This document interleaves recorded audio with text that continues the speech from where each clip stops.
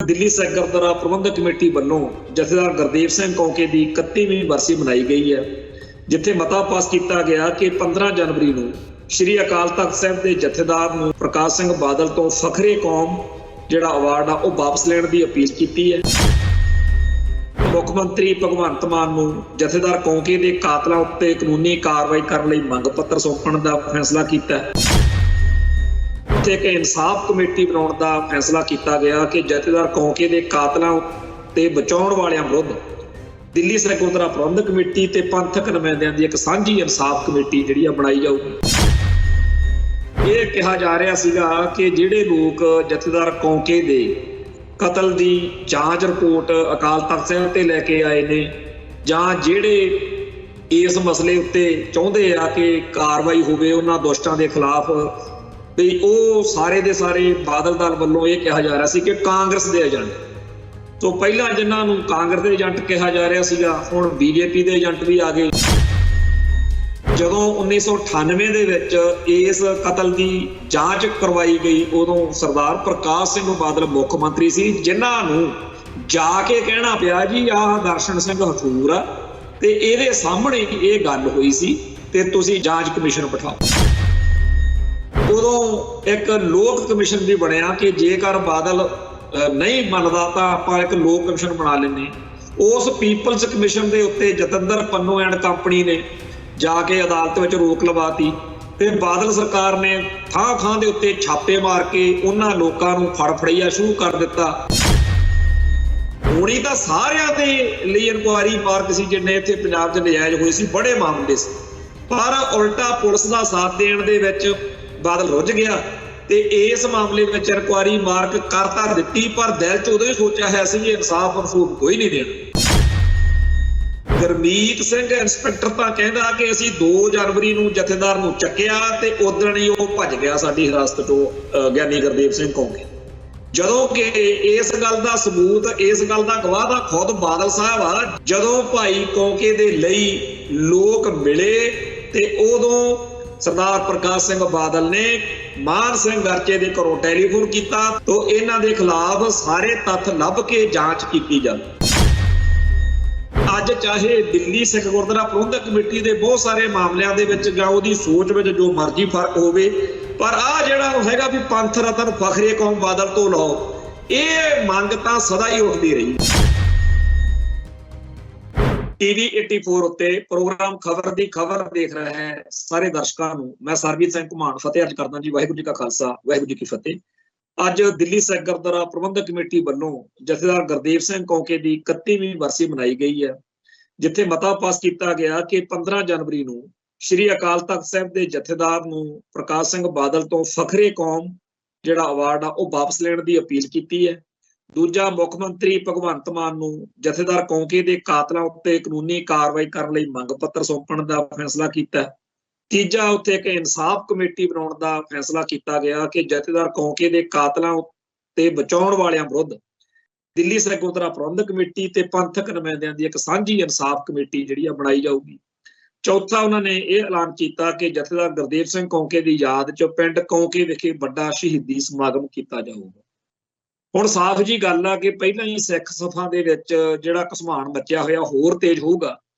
ਬਾਦਲ ਦਲ ਨੇ ਇਹ ਇਲਜ਼ਾਮ ਲਾਉਣਾ ਹੀ ਆ ਕਿ ਇਸ ਸਾਰੀ ਮੂਵ ਦੇ ਪਿੱਛੇ ਬੀਜੇਪੀ ਦਾ ਹੱਥ ਆ। ਤੇ ਪਹਿਲਾਂ ਹੀ ਇਹ ਕਿਹਾ ਜਾ ਰਿਹਾ ਸੀਗਾ ਕਿ ਜਿਹੜੇ ਲੋਕ ਜਥੇਦਾਰ ਕੌਂਕੇ ਦੇ ਕਤਲ ਦੀ ਜਾਂਚ ਰਿਪੋਰਟ ਅਕਾਲ ਤਖਤ ਸਾਹਿਬ ਤੇ ਲੈ ਕੇ ਆਏ ਨੇ, ਜਾਂ ਜਿਹੜੇ ਇਸ ਮਸਲੇ ਉੱਤੇ ਚਾਹੁੰਦੇ ਆ ਕਿ ਕਾਰਵਾਈ ਹੋਵੇ ਉਹਨਾਂ ਦੁਸ਼ਟਾਂ ਦੇ ਖਿਲਾਫ, ਵੀ ਉਹ ਸਾਰੇ ਦੇ ਸਾਰੇ ਬਾਦਲ ਦਲ ਵੱਲੋਂ ਇਹ ਕਿਹਾ ਜਾ ਰਿਹਾ ਸੀ ਕਿ ਕਾਂਗਰਸ ਦੇ ਏਜੰਟ। ਤੋਂ ਪਹਿਲਾਂ ਜਿਨ੍ਹਾਂ ਨੂੰ ਕਾਂਗਰਸ ਦੇ ਏਜੰਟ ਕਿਹਾ ਜਾ ਰਿਹਾ ਸੀਗਾ, ਹੁਣ ਬੀਜੇਪੀ ਦੇ ਏਜੰਟ ਵੀ ਆ ਗਏ। ਤੋਂ ਕੁੱਲ ਮਿਲਾ ਕੇ ਬਾਦਲ ਦਲ ਦੇ ਲਈ ਚਾਰੇ ਪਾਸਿਓਂ ਜਿਹੜਾ ਹੈਗਾ ਅਟੈਕ ਵਾਲੀ ਗੱਲ ਬਣੀ ਹੋਈ ਆ। ਤੇ ਬੀਜੇਪੀ, ਕਾਂਗਰਸ, ਆਮ ਆਦਮੀ ਪਾਰਟੀ ਜਾਂ ਆਮ ਲੋਕਾਂ ਦੇ ਨਿਸ਼ਾਨੇ ਤੇ ਆਉਣ ਤੋਂ ਬਾਅਦ ਬਾਦਲ ਦਲ ਵਾਲੇ ਪੂਰਾ ਵਿਕਟਮ ਕਾਰਡ ਖੇਡ ਰਹੇ ਨੇ ਕਿ ਮਸਾਂ ਜੀ ਸਾਡੀ ਸਮਾਈ ਹੋਣ ਲੱਗੀ ਸੀ, ਅਸੀਂ ਤਾਂ ਸਾਰਿਆਂ ਤੋਂ ਮਾਫੀ ਮੰਗ ਕੇ, ਜਿਹੜਾ ਕਿ ਡਰਾਮਾ ਪਿਛਲੇ ਦਿਨੀ ਸੁਖਬੀਰ ਸਿੰਘ ਬਾਦਲ ਨੇ ਕੀਤਾ ਹੈ, ਵੀ ਅਸੀਂ ਜੀ ਹੁਣ ਦੁਬਾਰਾ ਢੀਂਡਸੇ ਉਹਨਾਂ ਨੂੰ ਵੀ ਮਨਾ ਲੈਣਾ ਸੀਗਾ ਤੇ ਇਕੱਠੇ ਹੋਣਾ ਚਾਹੁੰਦੇ ਸੀ, पर साडे उत्ते अटैक वांगू लिया के ये चीज सुट दित्ती गई। ਇਹ ਚੀਜ਼ ਦੇ ਵਿੱਚ ਪਿਛਲੇ ਦਿਨਾਂ ਦੇ ਵਿੱਚ ਬਾਦਲ ਦਲ ਦੇ ਬਹੁਤ ਸਾਰੇ ਆਗੂਆਂ ਨੇ ਇਸ ਗੱਲ ਨੂੰ ਲੈ ਕੇ ਸੋਸ਼ਲ ਮੀਡੀਆ ਉੱਤੇ ਜਾਂ YouTube ਚੈਨਲਾਂ ਉੱਤੇ ਇੰਟਰਵਿਊ ਵੀ ਦਿੱਤੇ, ਪਰ ਬੜੀ ਜਲਦੀ ਉਹਨਾਂ ਨੂੰ ਇਸ ਗੱਲ ਦੀ ਸਮਝ ਵੀ ਲੱਗ ਗਈ ਕਿ ਇਹ ਗੱਲ ਲੋਕਾਂ ਨੂੰ ਹਜਮ ਨਹੀਂ ਹੋ ਰਹੀ। ਕਿਉਂਕਿ ਹਕੀਕਤ ਇਹ ਆ ਕਿ ਜਦੋਂ 1993 ਦੇ ਵਿੱਚ ਜਥੇਦਾਰ ਕੌਂਕੇ ਦਾ ਕਤਲ ਹੋਇਆ, ਉਦੋਂ ਬਿਆੰਤੇ ਬੁੱਚੜ ਦਾ ਕਾਂਗਰਸ ਪਾਰਟੀ ਦਾ ਰਾਜ ਸੀ। ਇਸ ਨੁਕਤੇ ਤੋਂ ਕੋਈ ਵੀ ਇਨਕਾਰੀ, पर इस नुकते तो भी इनकारी नहीं कोई कि जदों 1998 ਦੇ ਵਿੱਚ इस कतल की जांच करवाई गई, उदों सरदार प्रकाश सिंह बादल मुख मंत्री सी, जिन्हां नूं जाके कहना पिया जी आह दर्शन सिंह हठूर आ ते इहदे सामने ये गल हुई सी ते तुसीं जांच रिपोर्ट जांच कमीशन बिठाओ। हकीकत विच 1997 ਦੇ ਵਿੱਚ ਜਿਹੜੇ ਐਲਾਨ ਵਾਅਦੇ ਕੀਤੇ ਸੀ ਉਹ ਤੋਂ ਮੁਕਰਨ ਕਰਕੇ ਪਹਿਲਾਂ ਹੀ ਸਿੱਖ ਸਭਾ ਦੇ ਵਿੱਚ ਬੜਾ ਰੋਸ ਸੀ कि अकाली दल ने पहला तो ऐलान किया कि असी 1978 तो या 84 तो जो सिखां दा घाण होया उहदा कोई इंसाफ लैके देंगे ते जालम पुलिसियां दे उत्ते कार्रवाई होगी ते सिख नौजवानां नूं जिन्हां नूं फड़ के झूठे केसां च अंदर दिता होया उहनां नूं रिहा किया जाए। असी इस गल दा खुद आपदे आप नूं शिकार जां विक्टिम समझदे हां कि अकालियां दे बादल दल दे लीडरां दे मगर लग के असी भी पूछ नूं अग ला के उदों वोटां वाले दिनों के विच भज्जे फिरदे रहे कि जी आपां इहो जी सरकार बना रहे हैं जिहड़ी सानू इंसाफ दऊ, पर होया बिल्कुल उल्ट। साडी तां की सुनवाई होनी सी, जिहड़े सिख संघर्ष नाल सिद्धे जुड़े हुए सी, जथेदार कुलदीप सिंह बडाले वर्गियां दी भी बेइज्जती कीती गई बादल वल्लों कि इहो जे मुद्दे इहो जे मसले मेरे कोल ना लैके आया कोई। सिद्धे तौर के उत्ते सरदार प्रकाश सिंह बादल ने साफ तौर पर अकिरत घणता दिखाउंदियां होइयां मुकर गया। उन्हें आपदे कीते वादियां तो मुकर के उल्टा उन्हां जालम ते बुच्चड़ पुलिसियां दी हमायत करनी शुरू करती। आ तां बाद दीयां गल्लां ने कि समेध सैनी लै लिया जी, इजहार आलम हिक दा वाल बना लिया। 1997 च जो कंजर कड़ी बादल ने घोली वो साडे बंदे पता नहीं हुण क्यों उवें भुलदे जा रहे ने, पर जिन्हां दे उत्ते बीतियां हुंदियां, जिन्हां मावां नूं जिन्हां भैणां नूं असीं धरवास बनाया सी भी आपां एक वारी बादल दी सरकार बनाओ ते अपने मसले हल होणगे, असीं किहड़े खूह च जाईए। खैर उदों एक लोक कमिशन भी बनिया कि जेकर बादल नहीं मनदा तां आपां एक लोक कमिशन बना लैंदे हां। उस पीपल्स कमिशन दे उत्ते जतिंदर पन्नू एंड कंपनी ने जाके अदालत विच रोक लवाती ते बादल सरकार ने थां थां दे उत्ते छापे मार के उन्हां लोकां नूं फड़ फड़ैया शुरू कर दिता। उन्हां दिनां दे विच एक शहादत इंटरनेशनल मैगजीन निकलिया जिहदी सारी टीम भाई जसपाल सिंह ढिल्लों ते होर सारे चाके झूठे केस बना के जे तां जेल तोड़न नूं फिरदे चाके अंदर मारे। सो जो कुछ बिआंते बुच्चड़ दे जां गवर्नरां दे राज विच पहिलां वापरदा रिहा साडे नाल पंथ नाल तां सारा कुछ उवें ही बादल दे राज विच ओही पुलिसिए ओही सारा कुछ कर रहे सी। उन्हां दिनां दे विच पंडोरी रुकमान पिंड दा एक नौजवान कश्मीर सिंह जिहड़ा कि मानदल श्रोमणी अकाली दल अमृतसर नाल संबंधित सी, ਉਹਨੂੰ ਚੱਕ ਕੇ ਝੂਠੇ ਪੁਲਿਸ ਮੁਕਾਬਲੇ ਵਿੱਚ ਵੀ ਮਾਰਿਆ ਗਿਆ। ਹਾਂ ਇਹ ਗੱਲ ਤਾਂ ਕਹੀ ਜਾ ਸਕਦੀ ਆ ਕਿ ਪੁਲਿਸ ਵਾਲਿਆਂ ਨੇ ਉਸ ਤੋਂ ਬਾਅਦ ਝੂਠੇ ਪੁਲਿਸ ਮੁਕਾਬਲੇ ਨਹੀਂ ਬਣਾਏ, ਪਰ ਕਾਰਵਾਈਆਂ ਲਗਾਤਾਰ ਉਵੇਂ ਹੁੰਦੀਆਂ ਰਹੀਆਂ ਤੇ ਬਾਦਲ ਦੇ ਰਾਜ ਵਿੱਚ ਬਿਆੰਤੇ ਬੁੱਚੜ ਦੇ ਰਾਜ ਨਾਲੋਂ ਕੋਈ ਬਹੁਤਾ ਫਰਕ ਪੁਲਿਸ ਦੇ ਰਵੱਈਏ ਬਿਲਕੁਲ ਨਹੀਂ। ਤੇ ਜੇ ਕਿਤੇ ਬਾਦਲ ਦੇ ਦਿਲ ਵਿੱਚ ਇਹ ਗੱਲ ਹੁੰਦੀ ਕਿ ਮੈਂ ਸਿੱਖਾਂ ਨੂੰ ਇਨਸਾਫ ਲੈ ਕੇ ਦੇਣਾ ਤਾਂ ਸਭ ਤੋਂ ਪਹਿਲਾਂ ਤਾਂ ਕੰਮ ਹੀ ਇਹ ਹੋਣਾ ਚਾਹੀਦਾ ਸੀ। ਹੋਰ ਨਹੀਂ, ਚਲੋ ਮੰਨ ਲਓ ਵੀ ਕਈਆਂ ਨੂੰ ਇਹ ਬਿਮਾਰੀ ਆ ਵੀ ਉਹ ਕਹਿੰਦੇ ਆ ਜੀ ਤੁਸੀਂ ਤਾਂ ਜ਼ਿਆਦਾ ਹੀ ਤਿੱਖੀ ਗੱਲ ਕਰਦੇ ਹੋ, ਤੇ ਇੰਨਾ ਤਾਂ ਕੀਤਾ ਜਾ ਸਕਦਾ ਸੀਗਾ ਕਿ ਹਰ ਪੁਲਿਸਿਆ ਜਾਂ ਹਰ ਜਿਹੜਾ ਪੀੜਤ ਆ ਇਸ ਸਾਰੇ ਦੌਰ ਚੋਂ ਉਹ ਆਪੋ ਆਪ ਦਾ ਦਸਤਾਵੇਜ਼ ਆਪੋ ਆਪਦੀ ਕਹਾਣੀ ਜਿਹੜਾ ਹੈਗਾ ਲਿਖ ਕੇ ਦੇਵੇ ਤਾਂ ਕਿ ਸਾਰਿਆਂ ਦੇ ਗਿਲੇ ਸ਼ਿਕਵੇ ਦਿਲ ਦੇ ਬਲਬਲੇ ਜਿਹੜੀ ਤਕਲੀਫ ਆ ਵੀ ਉਹ ਸੁਣੀ ਜਾ ਸਕੇ ਤੇ ਕੋਈ ਉਹਦੇ ਉੱਤੇ ਗੱਲ ਕੀਤੀ ਜਾ ਸਕੇ। ਪਰ ਇਹ ਉਦੋਂ ਕਹਾਣੀ ਹੋਈ ਨਵੀਂ ਵੀ ਛੱਡੋ ਪਰਾਂ ਜੀ, ਹੁਣ ਵਕਤ ਬੀਤ ਗਿਆ, ਹੁਣ ਇਹਨਾਂ ਗੱਲਾਂ ਦੀ ਕੀ ਲੋੜ ਆ। ਇਹੋ ਜਿਹੀਆਂ ਗੱਲਾਂ ਬਾਦਲ ਦਲ ਨੇ ਕੀਤੀਆਂ, ਬਾਦਲ ਪਰਿਵਾਰ ਨੇ ਕੀਤੀਆਂ, ਬਾਦਲ ਸਿੰਘ ਸਰਦਾਰ ਪ੍ਰਕਾਸ਼ ਸਿੰਘ ਬਾਦਲ ਨੇ ਕੀਤੀਆਂ ਤੇ ਉਸ ਮੌਕੇ ਸਾਰਿਆਂ ਨੂੰ ਇਹ ਗੱਲ ਫਿਰ ਦੁਬਾਰਾ ਚੇਤੇ ਆਈ ਕਿ ਇਹ ਤਾਂ ਚਾਹੁੰਦੇ ਸੀ ਕਿ ਬਿਆੰਤਾ ਬੁੱਚੜ ਖਾੜਕੂ ਸੰਘਰਸ਼ ਨੂੰ ਖਤਮ ਕਰ ਦੇਵੇ ਤਾਂ ਕਿ ਉਹਦੇ ਗੁੱਸੇ ਚੋਂ ਜਿਹੜੀ ਲਹਿਰ ਪੈਦਾ ਹੋਊ ਉਹ ਫਿਰ ਸਾਨੂੰ ਰਾਜ ਭਾਗ ਦਵਾਊਗੀ। ਸੋ ਚਾਹੇ ਬਿਆਨਤਾ ਦਿੱਲੀ ਵਾਲੇ ਆ ਚਾਹੇ ਬਾਦਲ ਹੁਣੀ ਆ, ਇਹਨਾਂ ਸਾਰਿਆਂ ਦਾ ਨਿਸ਼ਾਨਾ ਤਾਂ ਫਿਰ ਇਹੀ ਸੀ ਕਿ ਸਿੱਖ ਸੰਘਰਸ਼ ਜਿਹੜਾ ਖਾਲਿਸਤਾਨੀ ਸੰਘਰਸ਼ ਆ, ਜਿਹੜੀ ਖਾੜਕੂ ਲਹਿਰ ਆ, ਵੀ ਇਹਦਾ ਭੋਗ ਪਾਇਆ ਜਾਵੇ ਤੇ ਅਸੀਂ ਫਿਰ ਰਾਜ ਗੱਦੀਆਂ ਮਾਣੀਏ। 1997 ਤੋਂ ਬਾਅਦ ਜਿਹੜੇ ਜਿਹੜੇ ਲੋਕਾਂ ਨੇ 1997 ਦੇ ਚੋਣਾਂ ਮੌਕੇ ਇਹ ਸੋਚਿਆ ਸੀ ਕਿ ਆਪਾਂ ਬਾਦਲਕਿਆਂ ਦਾ ਰਾਜ ਲਿਆਈਏ ਤੇ ਆਪਾਂ ਨੂੰ ਇਨਸਾਫ ਮਿਲੂ, ਉਹ ਸਾਰੇ ਦੇ ਸਾਰੇ ਪੰਥਕ ਸੋਚ ਵਾਲੇ ਇਸ ਗੱਲੋਂ ਬੜੇ ਸ਼ਰਮਸ਼ਾਰ ਹੋਏ ਕਿ ਅਸੀਂ ਇਹ ਕੀ ਕਰ ਬੈਠੇ ਹਾਂ। ਕਿਉਂਕਿ ਬਾਦਲ ਦਲ ਦਾ ਰਵੱਈਆ ਤਾਂ ਇਹ ਸੀ ਕਿ ਜਿਨ੍ਹਾਂ ਨੂੰ ਤੁਸੀਂ ਇਨਸਾਫ ਦਿਵਾਉਣ ਦੀਆਂ ਗੱਲਾਂ ਕਰਦੇ ਹੋ, ਇਹਨਾਂ ਕਰਕੇ ਤਾਂ ਅਸੀਂ 1980 ਤੋਂ ਹੁਣ ਤੱਕ ਸੱਤਾ ਤੋਂ ਪਰੇ ਹਾਂ। ਨਹੀਂ ਤਾਂ ਧਾਰਮਿਕ ਯੁੱਧ ਮੋਰਚਾ ਲੱਗਿਆ ਹੋਇਆ ਸੀ ਤੇ 1984 ਦੇ ਵਿੱਚ ਜਦੋਂ ਅਟੈਕ ਹੋ ਗਿਆ, ਉਸ ਤੋਂ ਬਾਅਦ ਵੋਟਾਂ ਦੇ ਵਿੱਚ ਅਕਾਲੀ ਦਲ ਦਾ ਰਾਜ ਬਣ ਗਿਆ ਸੀ। ਚੱਲ ਪਹਿਲਾਂ ਬਰਨਾਲਾ ਮੁੱਖ ਮੰਤਰੀ ਸੀ, ਫਿਰ ਅਸੀਂ ਕਿਸੇ ਤਰੀਕੇ ਨਾਲ ਧੋਬੀ ਪਟੜਾ ਮਾਰ ਕੇ ਬਾਦਲ ਨੂੰ ਬਣਾ ਲੈਣਾ ਸੀ। ਸੋ ਜਿਹੜੀਆਂ ਨੀਲੀਆਂ ਪੱਗਾਂ ਵਾਲਿਆਂ ਦਾ ਰਾਜ ਭਾਗ ਨਹੀਂ ਆਇਆ ਹੁਣ ਤੇ ਕਰੋ, ਉਹ ਤਾਂ ਇਹ ਬੰਦੇ ਨੇ ਜਿਨ੍ਹਾਂ ਨੂੰ ਤੁਸੀਂ ਕਹਿੰਦੇ ਹੋ ਕਿ ਇਨਸਾਫ ਦਿਵਾਉਣਾ ਖਾਲਿਸਤਾਨੀ ਜੁਝਾਰੂਆਂ ਨੂੰ। ਤੋ ਇਸ ਗੱਲ ਦੇ ਤਹਿਤ ਸਿੱਖ ਸੰਘਰਸ਼ ਨਾਲ ਸਿਰ ਵੱਢਵਾਂ ਵੈਰ ਰੱਖਣ ਵਾਲੇ, ਦੁਸ਼ਮਣੀ ਦੀ ਭਾਵਨਾ ਰੱਖਣ ਵਾਲੇ ਸੰਤ ਗਿਆਨੀ ਜਰਨੈਲ ਸਿੰਘ ਜੀ ਖਾਲਸਾ ਭਿੰਡਰਾਂ ਵਾਲਿਆਂ ਦੇ ਸੱਚੋ ਸੱਚੇ ਜਿਹੜੇ ਵਾਰਸ ਸੀ, ਪੈਰੋਕਾਰ ਸੀ, ਉਹਨਾਂ ਦੇ ਖਿਲਾਫ ਦਿਲ ਵਿੱਚ ਇਸ ਤਰੀਕੇ ਦਾ ਭਾਵ ਰੱਖਣ ਵਾਲੇ ਬਾਦਲਕਿਆਂ ਤੋਂ ਸਿੱਖਾਂ ਨੂੰ ਕੀ ਆਸ ਹੋ ਸਕਦੀ ਸੀ। ਪਰ ਕੋਈ ਨਾ ਕੋਈ ਘਟਨਾਕ੍ਰਮ ਇਹੋ ਜਿਹਾ ਫਿਰ ਵਾਪਰ ਹੀ ਜਾਂਦਾ ਹੁੰਦਾ ਜਿਹਦੇ ਨਾਲ ਮਾਮਲਾ ਪੂਰੀ ਤਰ੍ਹਾਂ ਪਲਟ ਜਾਂਦਾ ਹੁੰਦਾ। ਸੋ ਇਹੋ ਜਿਹਾ ਹੀ ਇੱਕ ਮਾਮਲਾ 1998 ਦੇ ਵਿੱਚ ਮਨੁੱਖੀ ਹੱਕਾਂ ਦੇ ਇੱਕ ਪ੍ਰੋਗਰਾਮ ਦੇ ਵਿੱਚ ਦਰਸ਼ਨ ਸਿੰਘ ਹਠੂਰ ਦੇ ਆਉਣ ਨਾਲ ਬਣ ਗਿਆ, ਜਿਸ ਤੋਂ ਬਾਅਦ ਵਿੱਚ ਬਾਦਲ ਨੂੰ ਇਨਕੁਆਇਰੀ ਮਾਰਕ ਕਰਨੀ ਪਈ। ਹੁਣ ਹੋਣੀ ਤਾਂ ਸਾਰਿਆਂ ਦੇ ਲਈ ਇਨਕੁਆਇਰੀ ਮਾਰਕ ਸੀ ਜਿੰਨੇ ਇੱਥੇ ਪੰਜਾਬ 'ਚ ਨਜਾਇਜ਼ ਹੋਏ ਸੀ, ਬੜੇ ਮਾਮਲੇ ਸੀ, ਪਰ ਉਲਟਾ ਪੁਲਿਸ ਦਾ ਸਾਥ ਦੇਣ ਦੇ ਵਿੱਚ ਬਾਦਲ ਰੁੱਝ ਗਿਆ ਤੇ ਇਸ ਮਾਮਲੇ ਵਿੱਚ ਇਨਕੁਆਇਰੀ ਮਾਰਕ ਕਰ ਤਾਂ ਦਿੱਤੀ, ਪਰ ਦਿਲ 'ਚ ਉਦੋਂ ਹੀ ਸੋਚਿਆ ਹੈ ਸੀ ਵੀ ਇਨਸਾਫ ਰਸੂਖ ਕੋਈ ਨਹੀਂ ਦੇਣਾ। ਤੇ ਤਿਵਾੜੀ ਨੇ ਆਪਦੇ ਵੱਲੋਂ ਜੋ ਕੁਝ ਲੱਭਿਆ ਉਹ ਲਿਖਤਾ।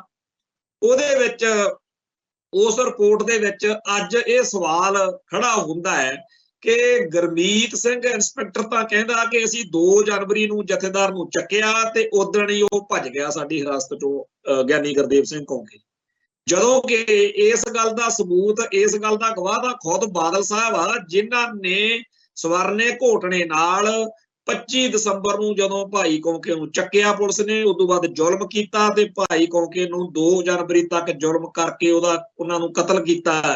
ਇਹ ਸਾਰੇ ਸਮੇਂ ਦੌਰਾਨ 25 ਦਸੰਬਰ ਨੂੰ ਜਦੋਂ ਭਾਈ ਕੌਂਕੇ ਦੇ ਲਈ ਲੋਕ ਮਿਲੇ ਤੇ ਉਦੋਂ ਸਰਦਾਰ ਪ੍ਰਕਾਸ਼ ਸਿੰਘ ਬਾਦਲ ਨੇ ਮਾਨ ਸਿੰਘ ਗਰਚੇ ਦੇ ਘਰੋਂ ਟੈਲੀਫੋਨ ਕੀਤਾ ਤੇ ਇਸ ਗੱਲ ਦੀ ਸਭ ਤੋਂ ਵੱਡੀ ਗਵਾਹੀ ਤੇ ਗਰੰਟੀ ਤਾਂ ਖੁਦ ਬਾਦਲ ਸੀ, ਜਿਹਨੇ ਉਸ ਮੌਕੇ ਅਫਸਰਾਂ ਨੂੰ ਕਹਿਣਾ ਸੀਗਾ ਕਿ ਮੈਂ ਇਸ ਵੇਲੇ ਸੀਐਮ ਆ, ਮੇਰੇ ਕੋਲੇ ਸਾਰਾ ਰਾਜ ਭਾਗ ਆ, ਮੈਂ ਗਵਾਹ ਆ ਇਸ ਗੱਲ ਦਾ, ਮੇਰੇ ਨਾਲ ਗੱਲ ਹੋਈ ਸੀ, ਕੋਈ ਇਹ 2 ਤਰੀਕ ਨੂੰ ਨਹੀਂ ਚੱਕ ਕੇ ਲਿਆਏ, ਇਹ ਝੂਠ ਬੋਲਦੇ ਆ। ਮੈਂ ਖੁਦ ਸਵਰਨ ਸਿੰਘ ਘੋਟਣੇ ਨਾਲ ਐਸਐਸਪੀ ਜਗਰਾਉਂ ਨਾਲ ਉਦੋਂ ਗੱਲ ਕੀਤੀ ਸੀ, ਤੋਂ ਇਹਨਾਂ ਦੇ ਖਿਲਾਫ ਸਾਰੇ ਤੱਥ ਲੱਭ ਕੇ ਜਾਂਚ ਕੀਤੀ ਜਾਵੇ। ਹੋਣਾ ਤਾਂ ਇਹ ਚਾਹੀਦਾ ਸੀ ਕਿ ਤਿਵਾੜੀ ਰਿਪੋਰਟ ਆਉਣ ਤੋਂ ਬਾਅਦ ਉਸ ਥਾਣੇਦਾਰ ਗੁਰਮੀਤ ਸਿੰਘ ਦੇ ਉੱਤੇ ਇੱਕ ਮੁਕੱਦਮਾ ਬਣਦਾ, FIR ਕੱਟੀ ਜਾਂਦੀ, ਜਾਂਚ ਕਰਾਈ ਜਾਂਦੀ, ਉਹ ਆਪੇ ਸਾਰਿਆਂ ਦੇ ਨਾਂ ਲੈਂਦਾ। ਆ ਜਿਹੜਾ ਸਿੱਧਵਾਂ ਬੇਟ ਦਾ ਥਾਣੇਦਾਰ ਆ, ਉਹਨੂੰ ਕੀ ਵਿਪਤਾ ਪਈ ਹੋਈ ਆ ਵੀ ਉਹ ਕਮਲਜੀਤ ਨੂੰ ਬਚਾਵੇ ਜਾਂ ਘੋਟਣੇ ਨੂੰ ਬਚਾਵੇ? ਉਹਨੇ ਤਾਂ ਸਿੱਧਾ ਕਹਿਣਾ ਸੀ ਕਿ ਇੱਥੇ ਲੈ ਕੇ ਆਏ ਨੇ ਤੇ ਇੱਥੇ ਲਿਆ ਕੇ ਜਥੇਦਾਰ ਸਾਹਿਬ ਦੇ ਸਰੀਰ ਨੂੰ ਇਹਨਾਂ ਨੇ ਵੱਢਿਆ ਟੁੱਕਿਆ ਤੇ ਮੇਰੇ ਥਾਂ ਨੂੰ ਵਰਤਿਆ, ਤੇ ਉਹ ਲੌਗ-ਬੁੱਕ ਬੋਲਦੀ ਆ ਵੀ ਇੱਥੇ ਆਏ ਸੀ। ਤੇ ਉਹ ਜਿਹੜਾ ਕਮਲਜੀਤ ਆ, ਇਸ ਜਿਹੜਾ DSP ਸੀ ਜਾਂ ਘੋਟਣਾ ਜਾਂ ਭੀਖੀ, ਇਹ ਜਿਹੜਾ ਉਹ ਹਰ ਭਗਵਾਨ ਆ ਜਾਂ ਹੋਰ ਸਾਰੇ, ਇਹ ਸਾਰਿਆਂ ਦੇ ਬਾਰੇ ਛੋਟੇ ਮੁਲਾਜ਼ਮਾਂ ਨੇ ਤਰਸੇਮ ਨੇ ਚੀਕਾਂ ਮਾਰ-ਮਾਰ ਕੇ ਦੱਸਣਾ ਸੀਗਾ ਕਿ ਮੈਂ ਕਾਹਤੋਂ ਮਰਾਂ। ਸੋ ਜਿਹੜਾ ਕੁਝ ਉਦੋਂ ਕੀਤਾ ਜਾ ਸਕਦਾ ਸੀ ਉਹ ਇੱਕ ਨਿੱਕੀ ਜਿਹੀ ਗੱਲ, ਇੱਕ ਨਿੱਕਾ ਜਿਹਾ ਬਹੁਤ ਵੱਡੇ ਜਿਵੇਂ ਕਿਲੇ ਨੂੰ ਇੱਕ ਜਿੰਦਾ ਲੱਗਿਆ ਹੁੰਦਾ, ਜਿੰਦੇ ਦੀ ਚਾਬੀ ਨਿੱਕੀ ਜਿਹੀ ਹੁੰਦੀ ਹੈ। ਸੋ ਗੁਰਮੀਤ ਸਿੰਘ ਥਾਣੇਦਾਰ ਜਿਹੜਾ ਕਿ ਭਾਈ ਕੌਂਕੇ ਨੂੰ ਚੱਕ ਕੇ ਲੈ ਕੇ ਆਇਆ, ਉਹਦੇ ਬਾਰੇ ਸਾਡੇ ਇਲਾਕੇ 'ਚ ਆਮ ਚਰਚਾ ਸੀ ਕਿ ਉਹ ਪਿੱਟਦਾ ਸੀ ਇਹਨਾਂ ਨੂੰ ਕਿ ਭਾਈ ਇਹਦੀ ਜਿਹੜੀ ਤੁਸੀਂ ਕੁੱਟਮਾਰ ਕਰ ਰਹੇ ਹੋ, ਇਹਦਾ ਜੇਕਰ ਭਾਈ ਕੌਂਕੇ ਦਾ ਕੋਈ ਨੁਕਸਾਨ ਹੋ ਗਿਆ ਮੇਰੇ ਤੇ ਗੱਲ ਆ ਜਾਣੀ ਆ, ਕਿਉਂਕਿ 25 ਦਸੰਬਰ ਨੂੰ ਮੈਂ ਚੱਕ ਕੇ ਲੈ ਕੇ ਆਇਆ। ਤੇ ਜਦੋਂ ਇਹ ਸਾਰੀ ਕਹਾਣੀ ਬਿਲਕੁਲ ਹੀ ਵਿਗੜ ਗਈ, ਜਦੋਂ ਭਾਈ ਕੌਂਕੇ ਦਾ ਸ਼ਹੀਦੀ ਵਾਲਾ ਪ੍ਰੋਗਰਾਮ ਆਉਂਦਾ ਸਾਹਮਣੇ, ਉਦੋਂ ਗੁਰਮੀਤ ਸਿੰਘ ਬਹੁਤ ਪਿੱਟਦਾ ਫਿਰਦਾ ਰਿਹਾ, ਪਰ ਇਹਨਾਂ ਸਾਰਿਆਂ ਨੇ ਉਹਨੂੰ ਆਪਦੇ ਚਾਟੇ ਲਾ ਲਿਆ, पर वो बंदा जेकर मुकदमा दर्ज हो जाए उन्हें टुट जाना सी, ਉਹਦੇ ਪਰਿਵਾਰ ਦਾ ਪ੍ਰੈਸ਼ਰ ਪੈਣਾ ਸੀ, ਆਲੇ ਦੁਆਲੇ ਦਾ ਪ੍ਰੈਸ਼ਰ ਪੈਣਾ ਸੀ ਕਿ ਤੈਨੂੰ ਕੀ ਬਿਰਤਾ ਪਈ ਸੀ, ਤੂੰ ਚੱਕ ਕੇ ਲਿਆ ਤੇ ਜੱਦਾ ਕੋਕੇ ਦਾ ਕਤਲ ਕਰਵਾਇਆ। ਪਰ ਬਾਦਲ ਨੇ ਆਪਦਾ ਰੋਲ ਸਹੀ ਨਹੀਂ ਨਿਭਾਇਆ। ਉਸ ਤੋਂ ਬਾਅਦ ਚ ਅਗਲੇ ਪੰਥ ਰਤਨ ਬਣੇ ਫਿਰਦੇ ਆ, ਤੇ ਅੱਜ ਚਾਹੇ ਦਿੱਲੀ ਸਿੱਖ ਗੁਰਦੁਆਰਾ ਪ੍ਰਬੰਧਕ ਕਮੇਟੀ ਦੇ ਬਹੁਤ ਸਾਰੇ ਮਾਮਲਿਆਂ ਦੇ ਵਿੱਚ ਜਾਂ ਉਹਦੀ ਸੋਚ ਵਿੱਚ ਜੋ ਮਰਜ਼ੀ ਫਰਕ ਹੋਵੇ, ਪਰ ਆ ਜਿਹੜਾ ਹੈਗਾ ਵੀ ਪੰਥ ਰਤਨ ਫਖਰੇ ਕੌਮ ਬਾਦਲ ਤੋਂ ਲਓ, ਇਹ ਮੰਗ ਤਾਂ ਸਦਾ ਹੀ ਉੱਠਦੀ ਰਹੀ ਹੈ। ਸਰਦਾਰ ਪ੍ਰਕਾਸ਼ ਸਿੰਘ ਬਾਦਲ ਪੰਥ ਰਤਨ ਜਾਂ ਫਖਰੇ ਕੌਮ ਹੋ ਹੀ ਨਹੀਂ ਸਕਦਾ। ਉਹਨੇ ਸਾਰੀ ਉਮਰ ਪੰਥ ਦਾ ਨੁਕਸਾਨ ਕੀਤਾ, ਪੰਥਕ ਹਿੱਤਾਂ ਦੇ ਉਲਟ ਭੁਗਤਿਆ, ਪੰਥ ਵਾਲੀ ਉਹਦੇ ਚ ਗੱਲ ਕੋਈ ਨਹੀਂ ਸੀ। ਤੇ ਉਸ ਸ਼ਖਸ ਨੇ ਜਿੰਨਾ ਸਿੱਖ ਕੌਮ ਦਾ ਨੁਕਸਾਨ ਕੀਤਾ, ਉਸ ਨੁਕਸਾਨ ਦੇ ਵਿੱਚ ਹੁਣ ਇਸ ਮੌਕੇ ਸਰਦਾਰ ਪ੍ਰਕਾਸ਼ ਸਿੰਘ ਬਾਦਲ ਦਾ ਪੁੱਤ ਸਰਦਾਰ ਸੁਖਬੀਰ ਸਿੰਘ ਬਾਦਲ ਰਹਿੰਦੀ ਕਸਰ ਪੂਰੀ ਕਰੂਗਾ। ਤੇ ਦੇਖ ਲਿਓ ਉਹ ਦਿਨ ਆਊਗਾ ਜਦੋਂ ਸਿੱਖ ਕਹਿਣਗੇ ਕਿ ਵੱਡਾ ਬਾਦਲ ਇਹਦੇ ਨਾਲ ਤਾਂ 1000 ਦਰਜੇ ਚੰਗਾ ਸੀ, ਕਿਉਂਕਿ ਜਿਹੜਾ ਇਹਦਾ ਢਿੱਮ ਢਾਣਾ ਲੌਂਗ ਲਾਣਾ ਉਹ ਜਿਸ ਤਰੀਕੇ ਦੀ ਬਿਰਤੀ ਵਾਲਾ ਉਹ ਦਿਖ ਹੀ ਜਾਂਦਾ। ਜਦੋਂ ਪੁਰਾਤਨ ਅਕਾਲੀਆਂ ਵੱਲ ਦੇਖਦੇ ਆ, ਮਾਸਟਰ ਤਾਰਾ ਸਿੰਘ ਆਪਣੇ ਆਪ ਦੇ ਵਿੱਚ ਇੱਕ ਇੰਟੈਲੈਕਚੁਅਲ, ਇੱਕ ਸਿਆਣਾ ਬੰਦਾ ਵੀ ਸੀ। ਬੇਸ਼ੱਕ ਉਹਨੇ ਬਹੁਤ ਸਾਰੇ ਗੜਬੜਾਂ ਵੀ ਕੀਤੀਆਂ, ਜਦੋਂ ਕੋਈ ਕੰਮ ਕਰਦਾ ਉਹ ਤੋਂ ਗਲਤੀਆਂ ਤਾਂ ਹੁੰਦੀਆਂ ਨੇ, ਪਰ ਫਿਰ ਵੀ ਪੁਰਾਣੇ ਅਕਾਲੀ ਆਗੂਆਂ ਦੇ ਵਿੱਚ ਅਕਾਲੀਪੁਣਾ ਹੁੰਦਾ ਸੀ ਜਿਹੜਾ ਕਿ ਕਿਸੇ ਨਾ ਕਿਸੇ ਰੂਪ 'ਚ ਹੁਣ ਤੱਕ ਚੱਲਿਆ ਆਉਂਦਾ ਰਿਹਾ। ਸਾਨੂੰ ਪਤਾ ਕਿ ਮਾਸਟਰ ਤਾਰਾ ਸਿੰਘ ਤੋਂ ਬਾਅਦ ਵਿੱਚ ਜਿਹੜੇ ਆਗੂ ਉੱਭਰੇ, ਉਹਨਾਂ ਨੇ ਆਲੇ ਦੁਆਲੇ 'ਚ ਬਹੁਤ ਸਾਰੇ ਸਿੱਖ ਵਿਦਵਾਨ ਰੱਖੇ ਹੁੰਦੇ ਸੀ, ਉਹਨਾਂ ਨਾਲ ਸਲਾਹ ਮਸ਼ਵਰਾ ਕਰਦੇ ਸੀ ਅੱਡ-ਅੱਡ ਮਸਲਿਆਂ ਤੇ। ਪਰ ਹੁਣ ਜਦੋਂ ਸਰਦਾਰ ਸੁਖਬੀਰ ਸਿੰਘ ਬਾਦਲ ਹੁਣੀ ਇੱਕ ਸਿੰਡੀਕੇਟ ਜਿਹਾ ਬਣਾ ਕੇ ਅਕਾਲੀ ਦਲ ਨੂੰ ਚਲਾ ਰਹੇ ਨੇ, ਬਾਦਲ ਦਲ ਨੂੰ ਚਲਾ ਰਹੇ ਨੇ, ਤਾਂ ਇੱਥੇ ਕਿਸੇ ਇੰਟੈਲੈਕਚੁਅਲ ਦੀ, ਵਿਦਵਾਨ ਦੀ, ਸਿੱਖ ਫਲਸਫੇ ਦੇ ਮਾਹਿਰ ਦੀ, ਸਿੱਖ ਰਹਿਤ ਮਰਿਆਦਾ ਦੀ ਗੱਲ ਕਰਨ ਵਾਲੇ ਦੀ ਕੋਈ ਲੋੜ ਨਹੀਂ ਉਹਨਾਂ ਨੂੰ ਭਾਸਦੀ।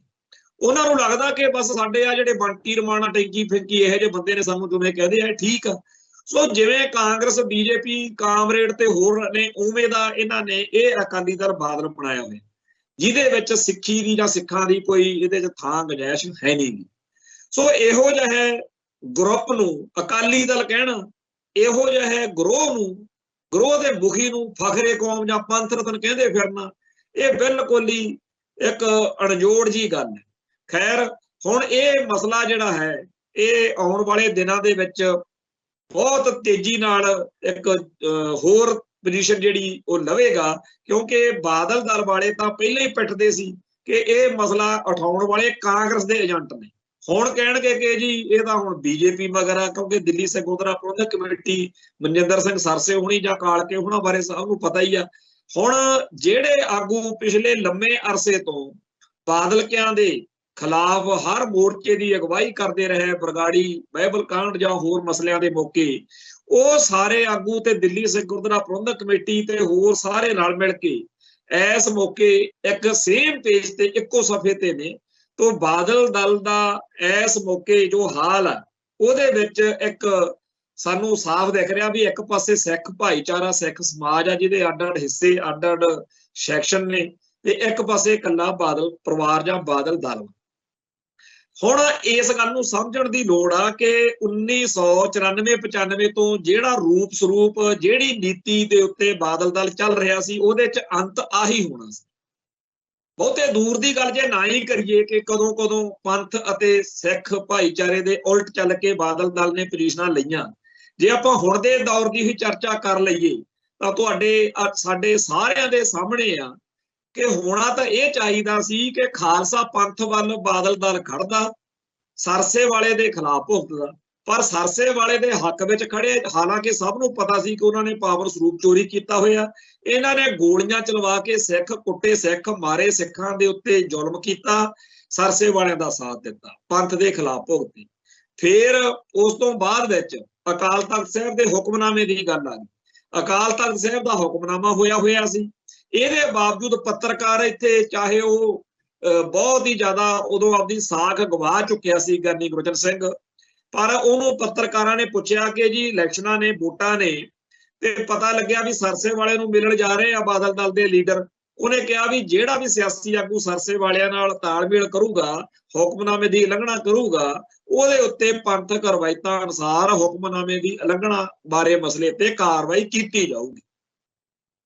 ਗਿਆਨੀ ਗੁਰਬਚਨ ਸਿੰਘ ਦਾ ਬਿਆਨ ਅਜੇ ਅਖਬਾਰਾਂ ਦੇ ਵਿੱਚ ਛਪਿਆ ਹੀ ਸੀ ਕਿ ਇਹ ਸਾਰਿਆਂ ਦੀਆਂ ਖਬਰਾਂ ਆ ਗਈਆਂ ਬਾਦਲ ਦਲ ਦੇ ਲੀਡਰਾਂ ਦੀਆਂ ਵੀ ਹੋਰਾਂ ਦੇ ਨਾਲ ਇਹ ਸਰਸੇ ਵਾਲਿਆਂ ਨਾਲ ਮੀਟਿੰਗ ਕਰਕੇ ਐਲਾਨ ਕਰਕੇ ਆਏ ਆ ਮਲੂਕਾ ਐਂਡ ਕੰਪਨੀ ਕਿ ਜੀ ਜੇ ਸਾਡੀ ਸਰਕਾਰ ਬਣ ਗਈ ਅਸੀਂ ਪੰਜਾਬ ਦੇ ਵਿੱਚ ਸਰਸੇ ਵਾਲੇ ਦੇ ਸਮਾਗਮ ਕਰਾਵਾਂਗੇ।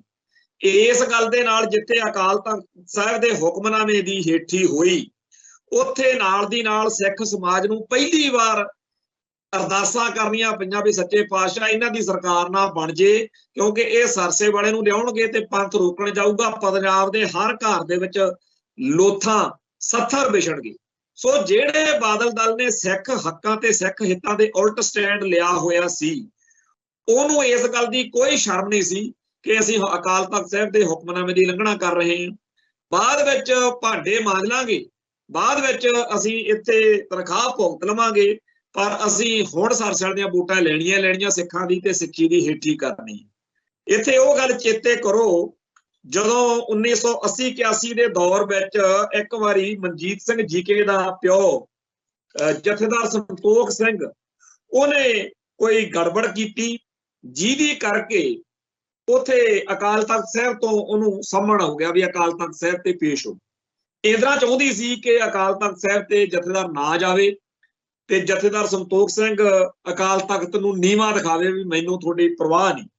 ਸੋ 10 ਸਤੰਬਰ 1981 ਨੂੰ ਜਥੇਦਾਰ ਸੰਤੋਖ ਸਿੰਘ ਨੇ ਅਕਾਲ ਤਖਤ ਸਾਹਿਬ ਦੇ ਉੱਤੇ ਪੇਸ਼ ਹੋਣ ਦਾ ਮਨ ਬਣਾ ਲਿਆ। ਜਦੋਂ ਅਕਾਲ ਤਖਤ ਸਾਹਿਬ ਦੇ ਉੱਤੇ ਉਹਨੇ ਪੇਸ਼ ਹੋਣ ਦਾ ਮਨ ਬਣਾ ਲਿਆ ਉਸ ਮੌਕੇ ਕਾਂਗਰਸੀ ਧਿਰ ਜਿਹੜੀ ਸੀ ਉਹ ਹਰ ਹੀਲੇ ਅਕਾਲ ਤਖਤ ਸਾਹਿਬ ਦੀ ਹੇਠੀ ਕਰਵਾਉਣ ਲਈ ਚਾਹੁੰਦੀ ਸੀ ਕਿ ਜਥੇਦਾਰ ਸੰਤੋਖ ਸਿੰਘ ਉੱਥੇ ਨਾ ਜਾਵੇ। ਸੋ ਜਿਹੜਾ ਇਹ ਮਸਲਾ ਕਿ ਦਿੱਲੀ ਦਰਬਾਰ ਜਾਂ ਨਾਗਪੁਰ ਅੱਡ-ਅੱਡ ਮੌਕਿਆਂ ਤੇ ਚਾਹੁੰਦਾ ਰਿਹਾ ਕਿ ਸਿੱਖ ਅਕਾਲ ਤਖਤ ਸਾਹਿਬ ਦੀ ਹੇਠੀ ਕਰਨ, ਅਕਾਲ ਤਖਤ ਸਾਹਿਬ ਨੂੰ ਨੀਵਾਂ ਦਿਖਾਉਣ, ਹੁਕਮਨਾਮੇ ਦੀ ਉਲੰਘਣਾ ਕਰਨ, ਉਹੀ ਕੰਮ ਜਿਹੜਾ ਉਦੋਂ ਜਥੇਦਾਰ ਸੰਤੋਖ ਸਿੰਘ ਤੋਂ ਕਰਵਾਉਣਾ ਚਾਹੁੰਦੇ ਸੀ ਇਹੀ ਕੰਮ ਹੁਣ ਬਦਲ ਕੇ ਹੁਕਮਨਾਮੇ ਦੀ ਉਲੰਘਣਾ ਕਰਕੇ ਵਾਰ-ਵਾਰ ਕਰਦੇ। ਜਦੋਂ ਸਰਸੇ ਵਾਲੇ ਖਿਲਾਫ ਹੁਕਮਨਾਮੇ ਦੀ ਗੱਲ ਕਰਦੇ ਸੀ ਸਿੱਖ ਅਕਾਲੀ ਲੀਡਰ ਚੜ ਕੇ ਕਹਿੰਦੇ ਸੀ, ਤਿੜ ਕੇ ਕਹਿੰਦੇ ਸੀ ਵੀ ਹੁਣ ਅਸੀਂ ਕੰਧਾਂ ਕਰ ਲਈਏ ਅਸੀਂ ਤਾਂ ਜਾਵਾਂਗੇ। ਸੋ ਨਾਮ ਚਰਚਾ ਵਿੱਚ ਹਾਜ਼ਰੀਆਂ ਭਰ ਕੇ ਸਰਸੇ ਵਾਲਿਆਂ ਦੀਆਂ ਵੋਟਾਂ ਲੈਣ ਲਈ ਪੰਥ ਨਾਲ ਟੱਕਰ ਲੈ ਕੇ ਹੁਕਮਨਾਮੇ ਦੀ ਉਲੰਘਣਾ ਕਰਕੇ ਇਹ ਲੋਕ ਜੋ ਕੁਝ ਕਰਦੇ ਰਹੇ ਉਹਨਾਂ ਨੂੰ ਉਹ ਗੱਲ ਉਹ ਦਿਨ ਚੇਤੇ ਆਉਂਦੇ ਸੀ ਜਦੋਂ ਸੰਤ ਗਿਆਨੀ ਜਰਨੈਲ ਸਿੰਘ ਜੀ ਖਾਲਸਾ ਭਿੰਡਰਾਂ ਵਾਲੇ ਕਹਿੰਦੇ ਸੀ ਕਿ ਜਿਹੜੇ ਲੋਕ ਪੰਥ ਦੀ ਡੁਗਡੁਗੀ ਖੜਕਾ ਕੇ ਨਰਕਧਾਰੀਆਂ ਨੂੰ ਬਾਪੂ ਕਹਿ ਕੇ ਅਕਾਲ ਤਖਤ ਸਾਹਿਬ ਤੋਂ ਜਾਰੀ ਹੁਕਮਨਾਮੇ ਦੀ ਉਲੰਘਣਾ ਕਰਕੇ ਆਪਦੀ ਕੁਰਸੀ ਕਾਇਮ ਕਰਨ ਨੂੰ ਫਿਰਦੇ ਆ, ਖਾਲਸਾ ਜੀ ਉਹਨਾਂ ਨੂੰ ਪਛਾਣ ਲਓ। ਉਦੋਂ ਨਰਕਧਾਰੀਆਂ ਦੇ ਖਿਲਾਫ ਹੁਕਮਨਾਮਾ ਸੀ ਉਹਦੀ ਉਲੰਘਣਾ ਕਰਦੇ ਰਹੇ ਤੇ ਸਿੱਖ ਕੌਮ ਦੀ ਹੇਠੀ ਕਰਦੇ ਰਹੇ। ਹੁਣ ਗੁਰਬਚਨ ਨੇ ਨਰਕਧਾਰੀਏ ਵਾਂਗ ਡੇਰਾ ਸਰਸਾ ਦੇ ਮੁਖੀ ਨੇ ਜਦੋਂ ਬੇਅਦਬੀਆਂ ਕਰਵਾਈਆਂ ਜਾਂ ਸਲਾਵਤਪੁਰਾ ਕਾਂਡ ਕੀਤਾ ਉਸ ਮਸਲੇ ਵਿੱਚ ਇਹਨਾਂ ਅਕਾਲੀ ਦਲ ਦੇ ਬਾਦਲ ਦਲ ਦੇ ਲੀਡਰਾਂ ਨੇ ਹੁਕਮਨਾਮੇ ਦੀ ਉਲੰਘਣਾ ਕੀਤੀ, ਸਿੱਖਾਂ ਦੀ ਹੇਠੀ ਕੀਤੀ। ਸੋ ਸਿੱਖ ਪੰਥ ਨਾਲ ਉਲਟਵੇਂ ਮਾਹੌਲ ਵਿੱਚ ਰਹਿਣ ਦੀ ਜਿਨ੍ਹਾਂ ਨੇ ਫਿਤਰਤ ਫੜੀ ਹੋਈ ਆ ਉਸ ਗੱਲ ਨੂੰ ਸਮਝਣ ਦੀ ਲੋੜ ਆ। ਥੋੜਾ ਜਿਹਾ ਇਹਨੂੰ ਗੱਲ ਨੂੰ ਆਪਾਂ ਸਿੱਧਾ ਕਰੀਏ, ਸਪਸ਼ਟ ਕਰੀਏ ਕਿ ਹਮੇਸ਼ਾ ਅਕਾਲੀ ਦਲ ਦੀ ਲੀਡਰਸ਼ਿਪ ਦੀ ਖਾਲਸਾ ਪੰਥ ਨਾਲ ਇੱਕ ਸੁਰ ਰਹਿਣ ਦੀ ਲੋੜ ਰਹੀ ਆ, ਫਿਤਰਤ ਰਹੀ ਆ। ਇਸੇ ਕਰਕੇ ਦਿੱਲੀ ਤੇ ਨਾਗਪੁਰ ਤੇ ਹੋਰ ਜਿਹੜੇ ਧਿਰਾਂ ਧੜੇ ਨੇ ਐਂਟੀ ਪੰਥਕ ਉਹਨਾਂ ਦੀ ਇਹ ਬੜੀ ਦਿਲ ਦੀ ਰੀਝ ਰਹੀ ਆ ਕਿ ਕਿਸੇ ਤਰੀਕੇ ਨਾਲ ਸਿੱਖਾਂ ਦੇ ਦਿਲ ਦਿਮਾਗ ਵਿੱਚ ਅਕਾਲ ਤਖਤ ਸਾਹਿਬ ਦੀ ਹੇਠੀ ਕਰਾਈ ਜਾਵੇ। ਨਹੀਂ ਗੱਲ ਕਦੇ ਬਣੀ। ਇੱਥੇ ਤਾਂ ਗ੍ਰਹਿ ਮੰਤਰੀ ਹੋਣ ਦੇ ਬਾਵਜੂਦ ਬੂਟਾ ਸਿੰਘ ਨੂੰ ਆ ਕੇ ਭਾਂਡੇ ਮਾਂਜਣੇ ਪਏ, ਜੋੜੇ ਸਾਫ਼ ਕਰਨੇ ਪਏ। ਇੱਥੇ ਨਿਹੰਗ ਮੁਖੀ ਸੰਤਾ ਸਿੰਘ ਨੂੰ ਪੇਸ਼ ਹੋਣਾ ਪਿਆ। ਹਰ ਮੌਕੇ ਅਕਾਲ ਤਖਤ ਸਾਹਿਬ ਦੀ ਸੁਪਰਮੇਸੀ ਜਿਹੜੀ ਆ ਉਹ ਕਾਇਮ ਰਹੀ ਤੇ ਇਹ ਸੁਪਰਮੇਸੀ, ਇਹ ਜਿਹੜੀ ਹੈਸੀਅਤ, ਜਿਹੜਾ ਰੁਤਬਾ, ਜਿਹੜੀ ਸ਼ਾਨ ਆ ਅਕਾਲ ਤਖਤ ਸਾਹਿਬ ਦੀ, ਇਹ ਕਦੇ ਕਿਸੇ ਤੋਂ ਚੈਲੰਜ ਨਹੀਂ ਹੋਈ। ਇਹ ਚੈਲੰਜ ਕੀਤੀ ਤਾਂ ਬਾਦਲ ਕਿਆ ਨੇ ਕੀਤੀ। ਅਕਾਲ ਤਖਤ ਸਾਹਿਬ ਦੀ ਹੈਸੀਅਤ ਨੂੰ ਘਟਾਉਣ ਵਾਲੀਆਂ ਹਰਕਤਾਂ ਕੀਤੀਆਂ, ਹੁਕਮਨਾਮੇ ਨੂੰ ਮਜ਼ਾਕ ਬਣਾ ਧਰਿਆ ਤੇ ਪੰਜ ਸਿੰਘ ਸਾਹਿਬਾਨ ਦੀ ਜਿਹੜੀ ਅਥਾਰਟੀ ਨੂੰ ਹਮੇਸ਼ਾ ਸਿੱਖ ਸਲਾਮ ਕਰਦੇ ਰਹੇ, ਕਾਂਗਰਸੀ ਸਿੱਖਾਂ ਨੂੰ ਵੀ ਇੱਥੇ ਅਸੀਂ ਝੁਕਦਿਆਂ ਦੇਖੀ। ਪਰ ਇੱਥੇ ਕਹਾਣੀ ਦੂਜੇ ਪਾਸੇ ਨੂੰ ਤੋਰ ਦਿੱਤੀ ਕਿ ਲੋਕ ਮਨਾਂ ਦੇ ਵਿੱਚ ਇਸ ਸੰਸਥਾ ਦਾ 1984 ਚ ਇਮਾਰਤ ਨੂੰ ਢਾਹ ਕੇ ਇੰਦਰਾ ਉਹ ਨੁਕਸਾਨ ਨਹੀਂ ਸੀ ਕਰ ਸਕੀ ਅਕਾਲ ਤਖਤ ਸਾਹਿਬ ਦਾ, ਜਿਹੜਾ ਹੁਣ ਇਹਨਾਂ ਲੋਕਾਂ ਨੇ ਕੀਤਾ ਤੇ ਬਣੇ ਫਿਰਦੇ ਆ ਫਖਰੇ ਕੌਮ। ਸੋ ਜਦੋਂ ਕੋਈ ਵੀ ਬੰਦਾ ਇਹ ਗੱਲ ਕਹਿੰਦਾ ਕਿ ਬਾਦਲ ਤੋਂ ਫਖਰੇ ਕੌਮ ਵਾਪਸ ਲਿਆ ਜਾਵੇ, ਉਦੋਂ ਇਹ ਗੱਲ ਨਾਲ ਚੇਤੇ ਆਉਂਦੀ ਆ ਕਿ ਉਹਨੂੰ ਦੇਣ ਮੌਕੇ ਹੀ ਇਸ ਗੱਲ ਦਾ ਵਿਰੋਧ ਕਰਨਾ ਬਣਦਾ ਸੀ, ਕਿਉਂਕਿ ਉਹਦਾ ਰਿਕਾਰਡ ਤਾਂ ਪਹਿਲੇ ਸੀ। ਹੁਣ ਇਹਨਾਂ ਦਿਨਾਂ ਦੇ ਵਿੱਚ ਜਥੇਦਾਰ ਭਾਈ ਗੁਰਦੇਵ ਸਿੰਘ ਕੌਂਕੇ ਵਾਲਾ ਮਾਮਲਾ ਜਦੋਂ ਉੱਭਰਿਆ, ਉਸ ਮੌਕੇ ਕੋਈ ਕਾਰਨ ਹੀ ਨਹੀਂ ਸੀ ਕਿ ਬਾਦਲ ਦਲ ਵਾਲੇ ਵਿਚਾਲੇ ਬੋਲਦੇ। ਇੰਨੀ ਕੁ ਗੱਲ ਤਾਂ ਸਾਰਿਆਂ ਨੂੰ ਹੀ ਪਤਾ ਕਿ ਭਾਈ ਗੁਰਦੇਵ ਸਿੰਘ ਕੌਂਕੇ ਦਾ ਕਤਲ ਕਾਂਗਰਸ ਦੇ ਰਾਜ ਵਿੱਚ ਹੋਇਆ, ਬੇਅੰਤੇ ਬੁੱਚੜ ਦੇ ਰਾਜ ਵਿੱਚ ਹੋਇਆ। ਸਵਰਨਾ ਘੋਟਣਾ ਤੇ ਹਰਭਗਵਾਨ ਮਾਰੇ ਜਾ ਚੁੱਕੇ ਆ। ਬਾਕੀ ਪੁਲਿਸੀਆਂ ਤੇ ਕਾਰਵਾਈ ਜੇ ਉਦੋਂ ਨਹੀਂ ਹੋਈ ਤਾਂ ਹੁਣ ਵਾਲੀ ਸਰਕਾਰ ਤੋਂ ਕਰਾ ਲੈਣਗੇ ਸਿੱਖ। ਇਹਦੇ ਵਿੱਚ ਬਾਦਲ ਦਲ ਦਾ ਜਿੰਨਾ ਕੁ ਜ਼ਿਕਰ ਆਉਣਾ ਬਣਦਾ ਸੀ ਕਿ ਭਾਈ ਇਹਨਾਂ ਦੇ ਰਾਜ ਵਿੱਚ ਤਵਾੜੀ ਕਮਿਸ਼ਨ ਦੀ ਰਿਪੋਰਟ ਬਣੀ ਸੀ ਤੇ ਉਹਨਾਂ ਨੇ ਕਾਰਵਾਈ ਨਹੀਂ ਕਰਵਾਈ। ਇੰਨੀ ਕੁ ਚਰਚਾ ਹੋਣ ਤੋਂ ਇਹ ਲੋਕ ਇੰਨਾ ਭੜਕੇ, ਇੰਨਾ ਬੋਲੇ ਵੀ ਇਹਨਾਂ ਨੇ ਬੇਲਗਾਮ ਬੇਕਿਰਕ ਹੋ ਕੇ ਸਿੱਖ ਜਜ਼ਬਾਤਾਂ ਦੀ ਹੇਠੀ ਕਰਨੀ ਸ਼ੁਰੂ ਕਰ। ਹੁਣ ਇਸ ਮੌਕੇ ਹਾਲਾਤ ਕੀ ਨੇ ਕਿ ਖਾਲਸਾ ਪੰਥ ਤਾਂ ਖੜਾ ਹੈਗਾ ਅਕਾਲ ਤਖਤ ਸਾਹਿਬ ਨਾਲ ਕਿ ਠੀਕ ਆ ਜੀ, ਸ਼ੁਕਰ ਆ ਤੁਸੀਂ ਤਵਾੜੀ ਰਿਪੋਰਟ ਦੇ ਆਧਾਰ ਤੇ ਸ਼੍ਰੋਮਣੀ ਕਮੇਟੀ ਨੂੰ ਹਦਾਇਤ ਕੀਤੀ ਆ ਕਿ ਕਾਰਵਾਈ ਕਰੋ। ਪੰਥ, ਸ਼੍ਰੋਮਣੀ ਕਮੇਟੀ ਤੇ ਅਕਾਲ ਤਖਤ ਸਾਹਿਬ ਇੱਕ ਸੁਰ ਨੇ, ਪਰ ਅਕਾਲੀ ਦਲ ਬਾਦਲ ਚੀਕਾਂ ਮਾਰ ਕੇ, ਝੰਗਿਆੜਾ ਮਾਰ ਕੇ, ਗਾਲਾਂ ਬੋਲ ਕੇ, ਮਾੜਾ ਬੋਲ ਕੇ, ਭੈੜਾ ਬੋਲ ਕੇ ਕਹਿ ਰਿਹਾ ਹੈਗਾ ਕਿ ਰਿਪੋਰਟ 'ਚ ਹੈ ਹੀ ਕੱਖ ਨਹੀਂ। ਭਾਈ ਜੇ ਰਿਪੋਰਟ 'ਚ ਕੱਖ ਨਹੀਂ ਹੈਗਾ ਤਾਂ ਫਿਰ ਤੁਸੀਂ ਉਦੋਂ ਜਦੋਂ ਰਿਪੋਰਟ ਤੁਹਾਨੂੰ ਮਿਲੀ ਸੀ ਉਦੋਂ ਹੀ ਕਹਿੰਦੇ ਵੀ ਅਸੀਂ ਨਵੀਂ ਰਿਪੋਰਟ ਲਵਾਂਗੇ ਤੇ ਬੜੀ ਜਲਦੀ। ਸਿੱਖਾਂ ਨੂੰ ਨਾ ਤਾਂ ਤਵਾੜੀ ਦੀ ਰਿਪੋਰਟ ਨਾਲ ਕੋਈ ਪਿਆਰ ਆ, ਨਾ ਕਿਸੇ ਹੋਰ ਰਿਪੋਰਟ ਨਾਲ ਵੈਰ ਆ। ਸਿੱਖ ਤਾਂ ਇੱਕੋ ਗੱਲ ਮੰਗਦੇ ਆ ਕਿ ਜਥੇਦਾਰ ਕੌਂਕੇ ਦੇ ਕਾਤਲਾਂ ਨੂੰ ਸਜ਼ਾ ਹੋਣੀ ਚਾਹੀਦੀ ਆ, ਇਨਸਾਫ ਹੋਣਾ ਚਾਹੀਦਾ। ਇਨਸਾਫ ਦੇ ਰਾਹ ਵਿੱਚ ਆਕੜ ਕੇ ਖੜੇ ਹੋਏ ਬਾਦਲ ਦਲ ਨੇ ਸਰਕਾਰਾਂ ਤਾਂ ਹੰਢਾ ਲੀਆਂ, ਉਹ ਸਰਕਾਰਾਂ ਸਿੱਖਾਂ ਨੇ ਚਟਣੀਆਂ ਜੇ ਸਾਡੇ ਜਥੇਦਾਰ ਦਾ ਵੀ ਤੁਸੀਂ ਇਨਸਾਫ ਨਹੀਂ ਦੇ ਸਕਦੇ।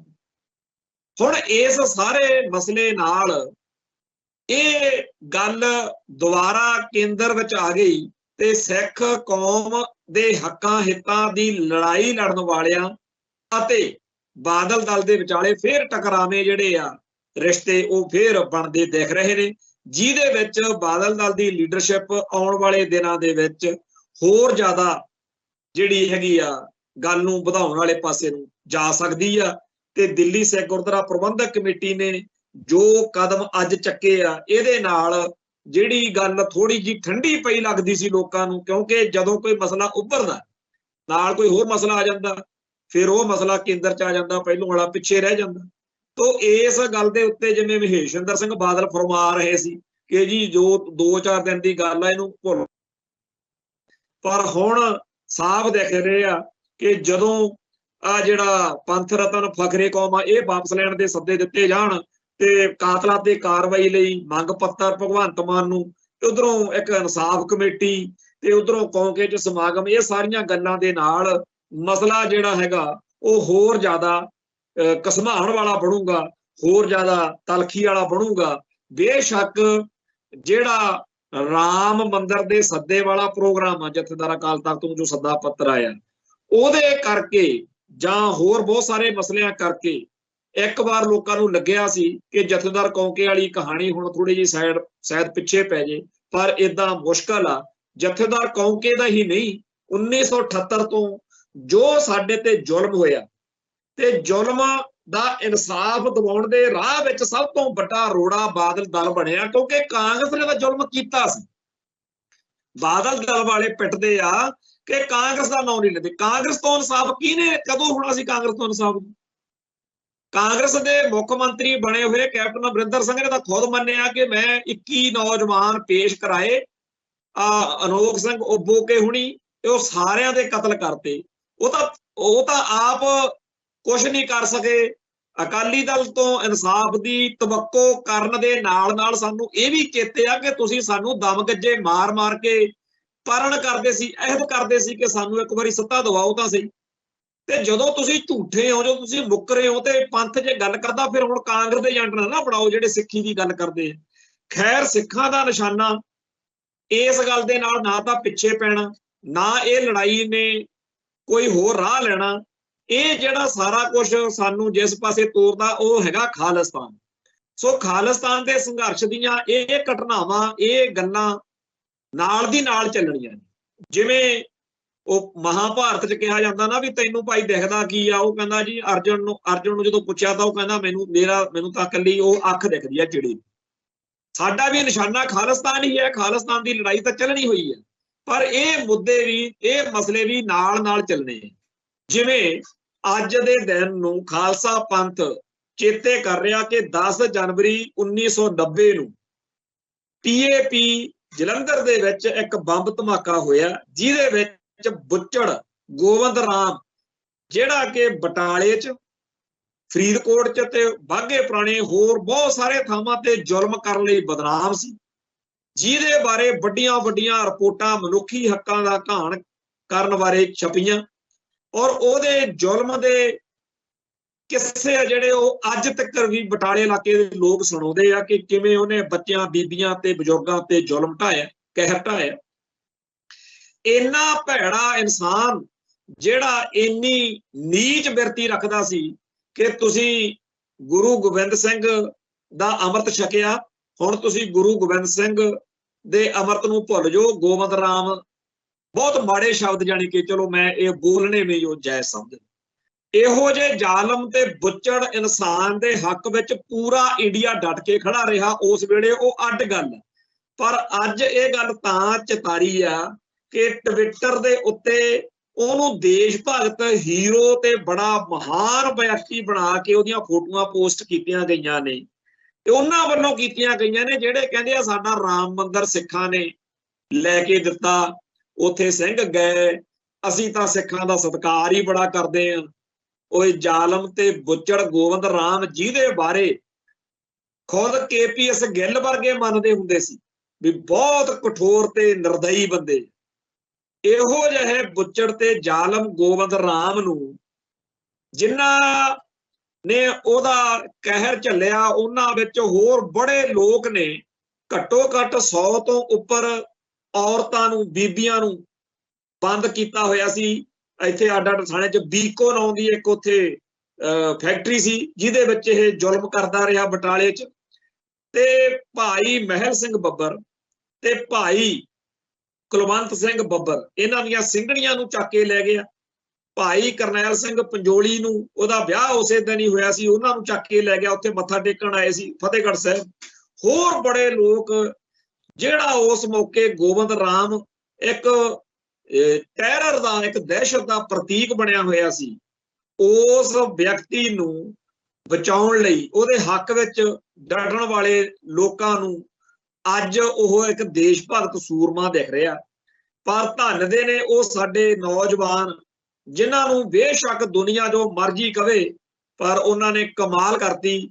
ਅੱਜ ਦੇ ਦਿਨ ਗੋਬਿੰਦ ਰਾਮ ਦੇ ਦਫ਼ਤਰ ਦੇ ਵਿੱਚ ਹੀ ਉਹਦੇ ਚੀਥੜੇ ਉਡਾ ਦਿੱਤੇ। ਹੁਣ ਕਈ ਕਹਿੰਦੇ ਜੀ ਹਿੰਸਾ ਬੜੀ ਮਾੜੀ ਹੁੰਦੀ ਹੈ, ਖਾਲਸੇ ਦੀ ਹਿੰਸਾ ਬੜੀ ਪਵਿੱਤਰ ਹੁੰਦੀ ਹੈ। ਜੋ ਜ਼ੁਲਮ ਉਹਨੇ ਕੀਤਾ, ਜਿਸ ਜਿਸ ਵਿਅਕਤੀ ਨੂੰ ਲੱਗਦਾ ਕਿ ਗੋਬਿੰਦ ਰਾਮ ਨਾਲ ਮਾੜੀ ਹੋਈ ਆ, ਉਹ ਇਹ ਆਪਦੇ ਦਿਲ ਤੇ ਹੱਥ ਰੱਖ ਕੇ, ਜੇ ਉਹ ਮਾੜਾ ਮੋਟਾ, ਚਾਹੇ ਉਹ ਕਿਸੇ ਵੀ ਧਰਮ ਨੂੰ ਮੰਨਦਾ, ਹਿੰਦੂ ਆ, ਮੁਸਲਮਾਨ ਆ, ਈਸਾਈ ਆ, ਜਿਹੜਾ ਵੀ, ਪਰ ਆਪਦੇ ਦਿਲ ਤੇ ਹੱਥ ਰੱਖ ਕੇ ਉਹ ਸਾਰਾ ਕੁਝ ਪੜ੍ਹੇ ਤੇ ਪੜ੍ਹ ਕੇ ਫੇਰ ਗੱਲ ਕਰੇ। ਇੱਕ ਜਲਾਦ ਬੰਦਾ ਸੀ, ਔਰ ਉਹਦੇ ਅੰਦਰ ਕੋਈ ਵੀ ਬੰਦਿਆਂ ਵਾਲੀ ਗੱਲ ਨਹੀਂ ਸੀ। ਇਹੋ ਜਿਹੇ ਇਨਸਾਨ ਨੇ ਉਦੋਂ ਵੀ ਕੋਈ ਸਬਕ ਨਹੀਂ ਸਿੱਖਿਆ ਕਿ ਉਹ ਲੋਕ ਜਿਹੜੇ ਚਿੜੀ ਵੀ ਨਹੀਂ ਕਦੇ ਮਾਰ ਸਕਦੇ, ਉਹਨਾਂ ਨੂੰ ਜੋ ਮੈਂ ਕੁਝ ਕਰ ਰਿਹਾ। ਪਹਿਲਾਂ ਇਹਦਾ ਮੁੰਡਾ ਤੇ ਫਿਰ ਇਹ ਗੋਬਿੰਦ ਰਾਮ। ਅੱਜ ਦੇ ਦਿਨ 10 ਜਨਵਰੀ 1990 ਨੂੰ ਇਹ ਭਾਣਾ ਵਰਤਿਆ ਸੀ।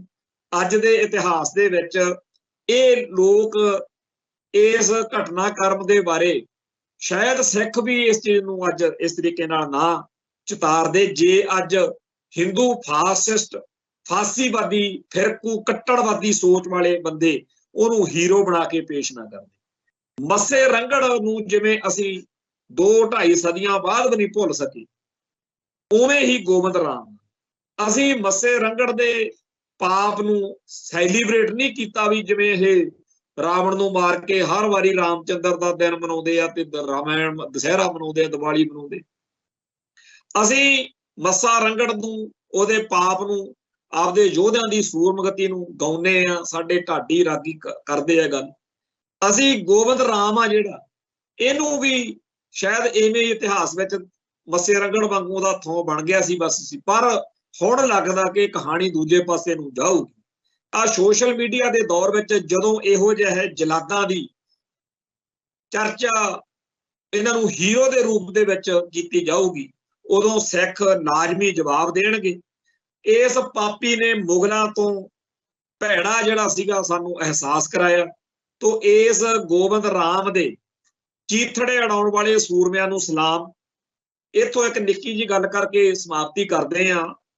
ਭਾਈ ਗੁਰਜੰਟ ਸਿੰਘ ਬੁੱਧ ਸਿੰਘ ਵਾਲੇ ਦਾ ਸ਼ਹੀਦੀ ਸਮਾਗਮ ਸੀ।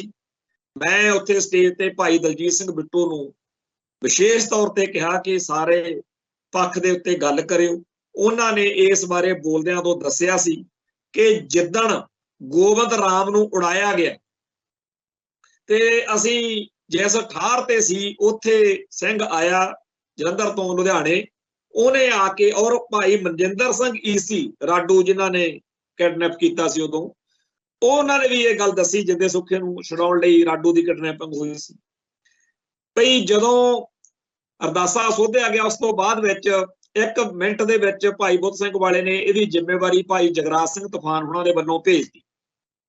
ਬਈ ਸਾਰੀ ਦੁਨੀਆ ਦੇ ਵਿੱਚ ਭਾਈ ਜਗਰਾਜ ਸਿੰਘ ਤੂਫਾਨ ਹੁਣਾਂ ਦਾ ਨਾਂ ਇਸ ਗੱਲ ਲਈ ਜਾਣਿਆ ਜਾਂਦਾ ਕਿ ਇਹ ਜਦੋਂ ਲੋਕ ਕਹਿੰਦੇ ਸੀ ਜਦੋਂ ਵੀ ਸੋਧਾ ਲਾਊਗਾ ਕੋਈ ਤਾਂ ਇਹਨੂੰ ਭਾਈ ਜਗਰਾਜ ਸਿੰਘ ਹੀ ਲਾਊ।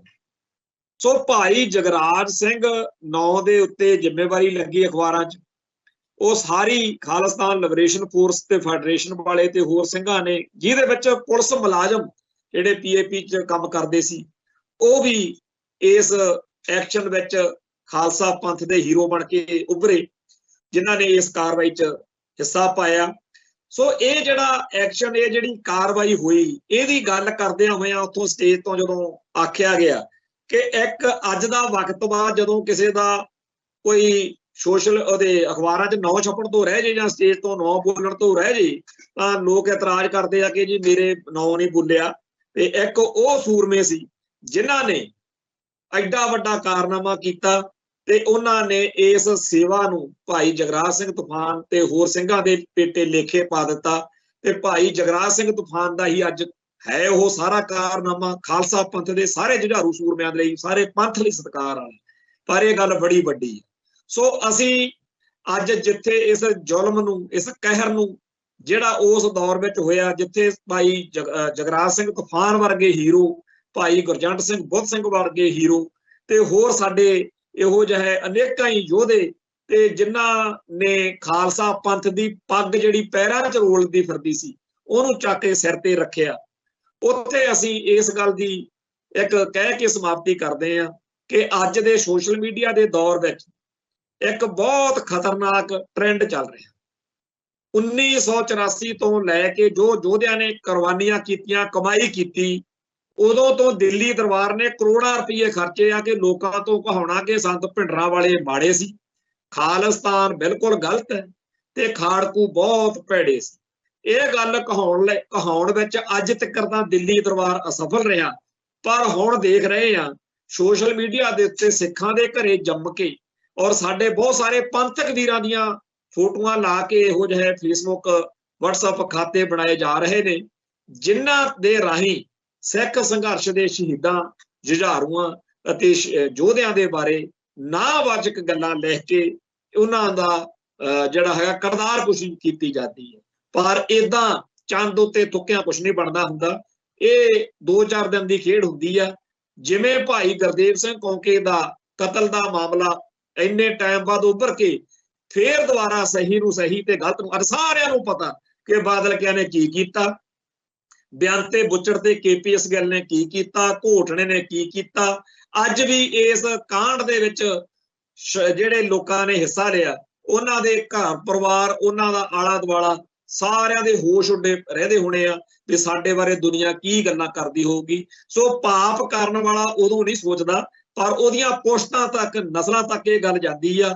ਇਸੇ ਕਰਕੇ ਅਸੀਂ ਦਹਾਈ ਦਿੰਦੇ ਆ ਕਿ ਅਕਾਲ ਤਖਤ ਸਾਹਿਬ ਤੋਂ ਉਹਨਾਂ ਸਾਰੇ ਜ਼ੁਲਮੀ ਲੋਕਾਂ ਦੇ ਖਿਲਾਫ, ਉਹਨਾਂ ਬੁੱਚੜਾਂ ਦੇ ਖਿਲਾਫ ਹੁਕਮਨਾਮਾ ਹੋਣਾ ਚਾਹੀਦਾ ਕਿ ਇਹਨਾਂ ਨੂੰ ਸਾਹਿਬ ਸ੍ਰੀ ਗੁਰੂ ਗ੍ਰੰਥ ਸਾਹਿਬ ਦਾ ਸਰੂਪ ਨਾ ਦਿੱਤਾ ਜਾਵੇ। ਇਹਨਾਂ ਦੇ ਮਰਨ ਤੇ ਇਹਨਾਂ ਦੇ ਘਰਾਂ 'ਚ ਜਾ ਕੇ ਰਾਗੀ ਢਾਡੀ ਕਥਾਕਾਰ ਪਾਠ ਨਾ ਕਰਨ, ਕਿਉਂਕਿ ਇਹਨਾਂ ਦਾ ਜ਼ੁਲਮ ਝੱਲਣ ਵਾਲਿਆਂ ਦੇ ਭੋਗਾਂ ਤੇ ਜਦੋਂ ਪੜ੍ਹਦੇ ਆ ਗੁਰਮੁਖ ਜਨਮ ਸਵਾਰ ਦਰਗੇ ਚੱਲਿਆ ਜਾਂ ਅਰਦਾਸ ਕਰਦੇ ਆ ਕਿ ਇਹਨਾਂ ਨੂੰ ਆਪਣੇ ਚਰਨਾਂ 'ਚ ਨਿਵਾਸ ਬਖਸ਼ੀ, ਉਹੀ ਸਾਰੀਆਂ ਗੱਲਾਂ ਰਾਗੀ ਢਾਡੀ ਕਥਾਕਾਰ ਉਹਨਾਂ ਕਾਤਲਾਂ ਦੇ, ਉਹਨਾਂ ਜ਼ਾਲਮਾਂ ਤੇ ਬੁੱਚੜਾਂ ਦੇ ਘਰਾਂ 'ਚ ਜਾ ਕੇ ਕਰਦੇ ਆ, ਉਦੋਂ ਫਿਰ ਮਾੜਾ ਲੱਗਦਾ। ਸੋ ਇੱਥੇ ਸਮਾਪਤੀ ਕਰਦੇ ਆ, ਕੱਲ ਫੇਰ ਮਿਲਾਂਗੇ। ਨਾਨਕ ਨਾਮ ਚੜ੍ਹਦੀ ਕਲਾ, ਤੇਰੇ ਭਾਣੇ ਸਰਬੱਤ ਦਾ ਭਲਾ। ਵਾਹਿਗੁਰੂ ਜੀ ਕਾ ਖਾਲਸਾ, ਵਾਹਿਗੁਰੂ ਜੀ ਕੀ ਫਤਿਹ।